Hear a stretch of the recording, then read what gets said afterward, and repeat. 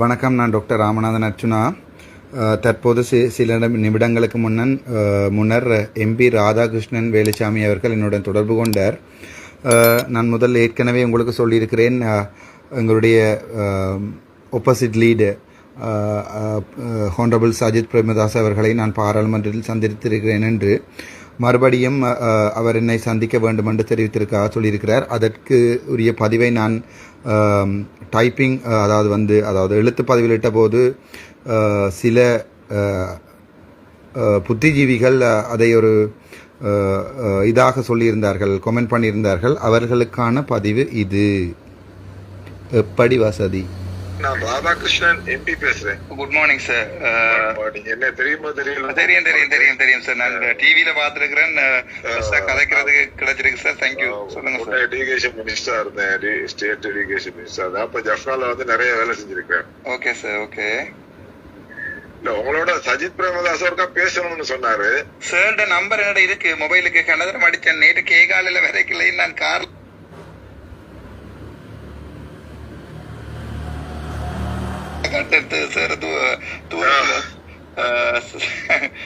நான் அதுல நின்றுக்க வாக்கிலா தானே. அப்ப நான் நேரம் வந்துட்டேன். அவரோட மொபைல் நம்பர் இருக்கு சார். நான் கால் பண்ணவா? என்ன செய்யணும்? இல்ல நான் இப்ப அவர் மீட்டிங் தான் போறேன் திகனைக்கு. ஓகே. நாங்க இருந்து எடுத்து கொடுப்போம் உங்களுக்கு. ஒரு பிரச்சனை இல்ல சார். எடுத்து கொடுங்க. எடுத்து கொடுக்குறேன். Right sir. ரைட். ஒருக்கா பேசுங்க, நான் எடுக்கிறேன். உமாச்சந்திர பிரகாஷ்க்கு எல்லாம் கால் பண்ண திரும்ப கால் ஆன்சர் பண்ணல. ஏன்னு தெரியல. கால் ஆன்சர் பண்ணல சார். சரி சரி, நான் உங்களுக்கு அங்கே போய் எடுத்து கொடுக்குறேன். Okay okay sir. Okay. Thank you. Okay doctor, thank you. இதற்கு பிறகு தாங்களுடைய சரிவான பதிலை போடவும் என கேட்டுக்கொள்கின்றேன். 1-2 அள்ளக்கைகளுக்கான பதிவு இது. எப்படி வசதி?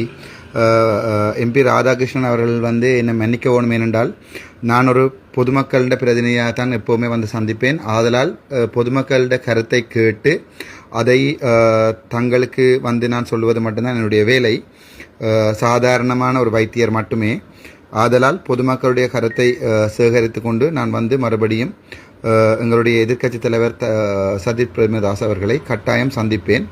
அதற்குரிய பதிவுதான். அதாவது பொதுமக்கள் சஜித் பிரேமதாஸ் அவர்களிடம் எதை விரும்புகிறார்கள் என்பதற்குரிய அதை நான் எங்களுடைய முகப்புத்தகம் மூலம் எங்களுடைய புலம்பெயர்ந்து வாழும் தமிழ் மக்கள், முஸ்லீம் மக்கள், யாழ்ப்பாணத்தில் வாழும் தமிழ் மக்கள் மற்றும் மலையக மக்கள், எங்களுடைய தமிழ் பேசும் ஒட்டுமொத்த சமூகம் மற்றும் இந்தியாவில் இருக்கின்ற, அது தவிர்ந்த சிங்கப்பூரில் இருக்கின்ற ஆதி தமிழினத்தின் குரலாக இருக்க வேண்டும் என நான் விரும்புகிறேன்.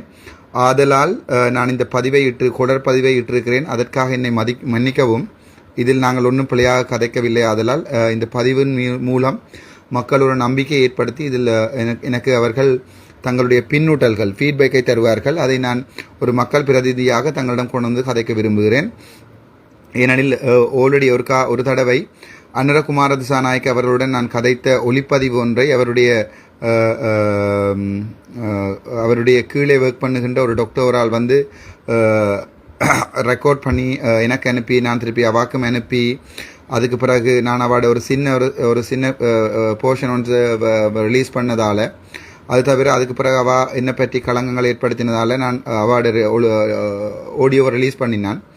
ஸோ அது என்னென்றால் எங்களோட தமிழ் மக்களுக்கு ஒரு பிழையான டீல் என்ற ஒரு கதை ஒன்றை கொண்டு போயிட்டது.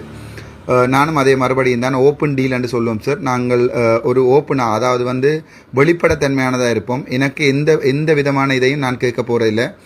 என்னுடைய தனிப்பட்ட விஷயங்கள் ஒன்றையுமே நான் கேட்க போகிறதில்லை ராதாகிருஷ்ணன் சார். நான் கேட்க போகிறது எங்களுடைய தமிழ் மக்கள் என்னத்தை கேட்கிறார்கள் என்றே அதை மட்டும் உங்களிடம் ஒரு கொண்டு காட்டுவேன். அவ்வளவுதான். அதை நீங்கள் ஏற்றுக்கொண்டீர்கள் என்றால் எங்களுடைய ஆதரவு உங்களுக்கு இருக்கும்.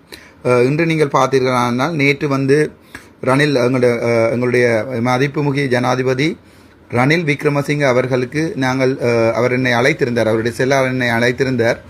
அவர்கள் அழைத்திருந்தார்கள் என்பதை முகப்புத்தகத்தில் தெரிவித்திருந்தேன். அது மட்டுமல்ல, அவரிடம் என்ன கேட்க வேண்டும் என்று பொதுமக்களின் பின்னூட்டல் கிட்டத்தட்ட 1600-2000 கொமெண்ட்ஸ் வந்திருந்தது. அது தவிர கன பேர் கதைத்திருந்தார்கள், வாட்ஸ்அப்புக்கு எடுத்திருந்தார்கள், வாட்ஸ்அப்பில் கதைத்தார்கள், மெசேஜ் போட்டார்கள். அதற்குரிய கடிதத்தை நான் டிராஃப்ட் பண்ணினேன். நான் இப்போது கூட இந்த கடிதத்தை டிராஃப்ட் பண்ணி நான் மக்கள் என்னத்தை எதிர்பார்க்கிறார்கள் என்பதை உங்களிடம் சொல்லிவிட்டு நான் போய்விடுவேன். அவ்வளவுதான் என்னுடைய தொழில். நான் இதில் எந்த அரசியலும் செய்யவில்லை. சாதாரணமாக மக்கள் என்னத்தை விரும்புகிறார்கள் என்பதை உண்மையாக சொல்ல விரும்புகிறேன். இடையில் ஒரு டீல் அடித்து பெட்டியை வேண்டி கொண்டு போகின்ற எந்த எண்ணமும் எனக்கு இல்லை. என்னுடைய அம்மா அப்பா விட்டு சென்ற சொத்துக்கள் தாராளமாக இருக்கின்றன. என்னால் ஒரு வைத்தியனாக வேலை செய்ய முடியும். அது தவிர எல்லா வழிகளும் அடைக்கப்பட்டாலும் சாதாரணமாக ஓவியனாக என்னுடைய 3 வேளை உணவுகளை என்னால் தேடிக்கொள்ள முடியும். அதிகம் இல்லாமல் போனால் ஒரு விவசாயம் செய்கிற குடும்பத்தில் பிறந்தவன் நான். ஆகவே என்னால் அதையும் செய்து கொள்ள முடியும். அந்த 1-2 அள்ளக்கைகளுக்கான பதிவுகளாக இதை எடுத்துக்கொள்ளவும், அந்த கொமெண்ட் பண்ணுகிற ஆக்களுக்குரிய பதிவுகளாக எடுத்துக்கொள்ளவும். Thank you so much doctor Ramanathan Archuna. அது தவிர ஃப்ரான்ஸ் 24 என்கின்ற ஒரு ஊடகம் ஒன்று என்னை இன்று ஊடக சந்திப்புக்கு அழைத்திருக்கிறது. அதையும் நான் கண்டியில் பெரும்பாலும் அல்லது நான் இருக்கிற இடத்தில் செய்வேன் என்று நினைக்கின்றேன்.